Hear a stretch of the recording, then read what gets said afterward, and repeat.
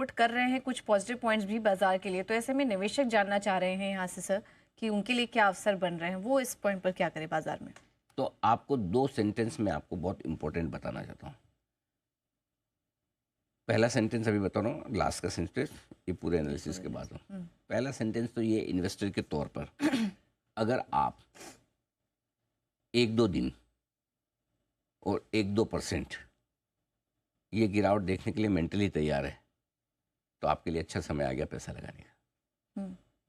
पैसा लगाने का टाइम आ गया है। ध्यान से सुनिएगा। 1-2 दिन, अब 1-2 दिन का हो सकता है 3-4 दिन हो जाए। कहने का मतलब 1-2 दिन से ज़्यादा और 1-2% से ज़्यादा की अब कमजोरी दिख नहीं रही। और हो जाए तो हो भी जाए, कहीं कहीं आपको या तो फिर आप रिकवरी देख के पैसा लगाएं, 2% ऊपर लगाएं, या गिरते मार्केट में कहीं एक स्ट्रॉन्ग कॉल है जहाँ पर आपको सपोर्ट बड़ा दिखता है। और मुझे सपोर्ट का दिख रहा है वो है 22,750, 23,100, 23,150 नहीं, इसको 23,100 कर दिएगा। 23,100 की रेंज है।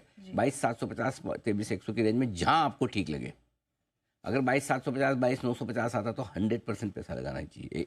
100% मतलब पूरा पैसा नहीं है, मतलब पक्के तौर पे लगाना चाहिए। हाँ, पूरा तो कभी ना लगाएं, मार्केट में थोड़ा जरूर रखें। यहाँ पर भी मैं ये कहूँगा कि आप अपना 35 से 50% ही लगाएं, बाकी रखें। देखिए 12-13% का फॉल निफ्टी में ऊपर से आ गया, ठीक है। 14-15% का फॉल आपके ऊपर से मिड कैप स्मॉल कैप शेयरों में आ गया। देखिए निफ्टी टॉप से घटा है आपका 3,230 पॉइंट, बैंक निफ्टी टॉप से घटा है 6,600 पॉइंट, 6600 पॉइंट घट चुका है। अब नहीं लगाएंगे तो कब लगाएंगे? बिल्कुल। और नो डाउट ज़्यादातर लोगों की समस्या है कि पहले से लगे हैं, इन्वेस्टेड हैं और नया नहीं है। कोई बात नहीं है तो नहीं है। अब जरूरी तो नहीं कि हर एक के पास नीचे में पैसा लगाने का समय हो। नहीं है तो कोई बात नहीं, शांति रखिए। जो है आपके पास उसको संभालिए। अगर ताकत है लगाने की, लेकिन एक चीज़ पक्के ध्यान में रखिए, जब आप पैसा लगाएं तो व्यू थोड़ा लॉन्ग टर्म कर लीजिए। आप 3 साल की सोच के पैसा लगाएंगे तो हो सकता है आपके 3 महीने और 3 हफ्ते में पैसे बन जाए। लेकिन 3 दिन या 3 हफ्ते के सोच के लगाएंगे और बाजार अगर यहाँ से 5% और घट गया तो नहीं, लॉन्ग टर्म निवेशक को तो देखिए हमारे यहाँ थोड़ी ग्रोथ में दीवापना है, जीडीपी की हो चाहे कंपनियों की नतीजों की। आज भी हमारी इकोनॉमी खत्म नहीं हुई है। हम ऐसा कोई मतलब डेट ट्रबल में नहीं है, ठीक है। ऐसा नहीं कि मतलब टैक्स कलेक्शन नेगेटिव आ रहे हैं, सब कुछ ठीक है। वैल्यूशन महंगे थे वो ठीक हो गए, एफआईज का बेचना था वो भी धीमा हो गया, घरेलू फंड्स में पैसा आ ही रहा है। तो बहुत पैनिक करके सोचेंगे तो कई सारी चीजें बाजार में आपको ऐसी भी लगेगी जिसकी वजह से पैसा लगाना चाहिए या आपको इन्वेस्टेड रहना चाहिए। ये कोई मंदी का मार्केट नहीं है। ये तेजी के मार्केट में करेक्शन जो आते हैं, कभी छोटे आते हैं कभी बड़े आते हैं। पहले 1-1.5 दिन के आते थे, अब 1.5 महीने का आने लगे। तो वो हमने 3 साल से देखा नहीं, आदत नहीं है, तो ज़्यादा परेशान है। इसलिए शांति से अपना जो है वो रखें। अब पैसा कहाँ लगाना है वो इम्पोर्टेंट है। छोटे शेयर जो मिड कैप और स्मॉल कैप है उसके मुकाबले में लार्ज कैप बेहतर है इस वक्त। क्यों बेहतर है? 2 वजह से। नंबर 1, लार्ज कैप 12% घटा है, स्मॉल मिड कैप 14% घटा है। तो वैल्यूशंस के लिहाज से आपके लार्ज कैप आकर्षक हो जाते हैं, क्योंकि मिड कैप स्मॉल कैप की आउट परफॉर्मेंस भी ज़्यादा हुई है। पहली चीज़, वहाँ पर रिस्क भी कम होती है। लार्ज कैप में पैसा लगाने में रिस्क एक ही है कि एफआईज आमतौर पर लार्ज कैप बेचते हैं। तो अगर आपको एफआईज की सेलिंग का डर ज़्यादा है तो मिड स्मॉल कैप में आ जाइए। और एफआईज की सेलिंग का आपको डर नहीं है कि भाई अब बेचना कम कर दिया, वापस लेने आएंगे तो लार्ज कैप ही खरीदेंगे, तो आप लार्ज कैप खरीदिए। दूसरा सोल्यूशन क्या, ये तो कॉम्प्लिकेटेड हो गया, मैं चीज़ आसान कर देता हूँ। दिमाग मत लगाओ, अगली लाइन आपके काम की। 2 जगह पैसा लगाओ, या तो फ्लेक्सी कैप फंड ले लो, इसमें लार्ज कैप भी है, मिड कैप भी है, स्मॉल कैप भी है, और फंड मैनेजर डिसाइड करेगा कितना उसको अभी लार्ज कैप रखना है, कितना मिड कैप में शिफ्ट हो जाना है, कितना स्मॉल कैप में, उसकी मर्जी से करेगा। डन, क्लियर है? या फिर मल्टी कैप फंड में लगाओ, 25-25-25 तीनों में लगता है, large cap, mid cap, small cap में, बाकी 25 फंड मैनेजर अपनी मर्जी से लगा। आपको जो ठीक लगे। मेरी फर्स्ट चॉइस पूछोगे, फ्लेक्सी कैप, ठीक है, 100% फ्लेक्सी कैप। जिसको डायरेक्ट शेयर खरीदने वो अलग बात है। मैं इसलिए बता रहा हूँ, इस वक्त अगर आप म्यूचुअल फंड में पैसा लगाएंगे ना तो आप डरेंगे नहीं। समझो आपने स्टॉक लिया कोई और भगवान न करे वही स्टॉक 5% घट गया आज या कल ही, तो फिर आप हिल जाएंगे। फंड के भी 5% नहीं घटने वाली, क्लियर? तो और घटेगी तो भी आपको पैनिक नहीं होगा। इस वक्त आपको पैनिक से बचना है सेंटिमेंट में, तो ये आपका तरीका। अब जिनको डायरेक्टली शेयर खरीदना वो क्या खरीदें वो भी बताना जरूरी है। जिनको खरीदना तो बताना ही पड़ेगा ना। आपको कम पी मल्टीपल वाले शेयर खरीदने, वो हाई पी मल्टीपल 70-80-100 वाले मल्टीपल वो बहुत महंगे वाले शेयर वो घटते बहुत जल्दी, अब बुरी तरह से घटते हैं। पहले कम पी मल्टीपल वाले वो ज़्यादा चलेंगे, एफएमसीजी में रिकवरी आएगी कंजम्पशन की वजह से, और अगर टैक्स बेनिफिट कुछ भी आ गए बजट में तो एफएमसीजी ऑलरेडी अंडर परफॉर्मर है, अच्छे लेवल पे है, ये चल सकता है। सरकारी कंपनियां, पीएसयू इंडेक्स 25% घट चुका है टॉप से, निफ्टी 12% घटा है, मिड कैप 14%। रिकवरी में यही सबसे आगे रहेंगे पीएसयू, जिसमें पीएसयू बैंक्स हो सकते हैं और दूसरे पीएसयू स्टॉक्स हो सकते हैं जो डिफेंस रेलवे वाले हो सकते हैं, और पावर स्टॉक्स ये भी अच्छा करेक्ट हो चुके हैं, चलने में कोई आरईसी पीएफसी टाइप के पावर स्टॉक्स वापस तेजी से चलेंगे।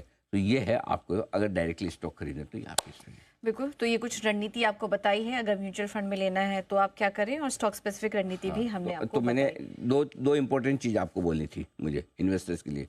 पहला, 1-2% और 1-2 दिन की बात है, दिस शैल टू पास, निकल जाएगा।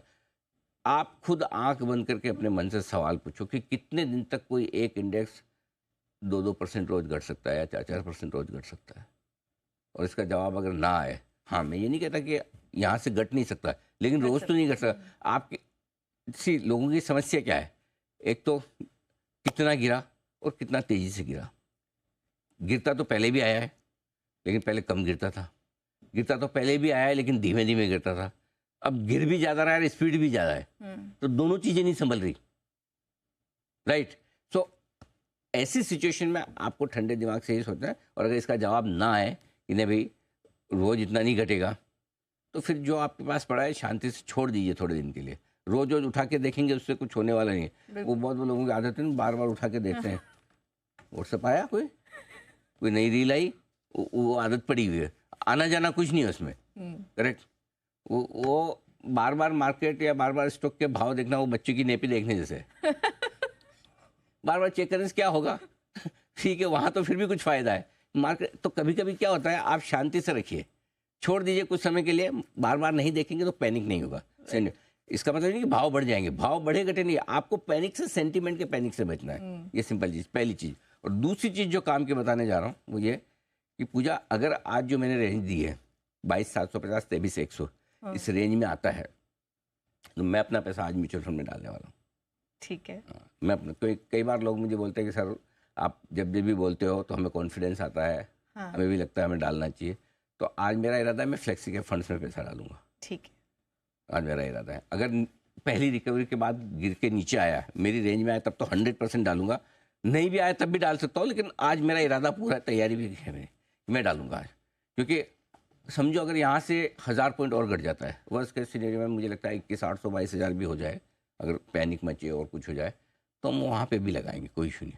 और मैं कभी भी एक साथ सारा पैसा डालता भी नहीं, तो क्योंकि वो आपके पास कुशन रहना चाहिए।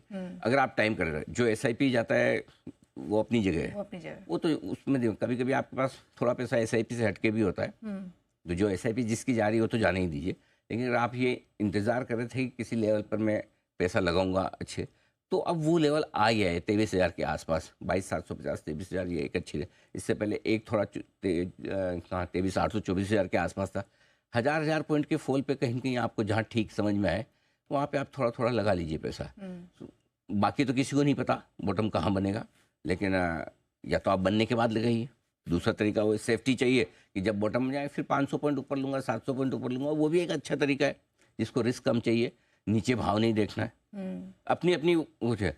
मुझे 5 साल नहीं देखना है भाव, 3 साल भाव नहीं देखना, तो मुझे कोई दिक्कत नहीं है। अगर 10% 15% और घट जाएगा मुझे कोई दिक्कत नहीं, क्योंकि मुझे 3 साल 5 साल नहीं देखना। अगर आपकी वो थॉट प्रोसेस है मेरी तरह, तो ये रेंज है जहाँ पे आपको लगाना चाहिए। तो 2 चीज़ें मैंने बता दी आपको, 2-4 दिन देख सकते हो, 2-4% देख सकते हो, तो ये पैसा लगाने। इससे बेहतर रणनीति और इससे बेहतर कॉन्फिडेंस और कोई दिला नहीं सकता।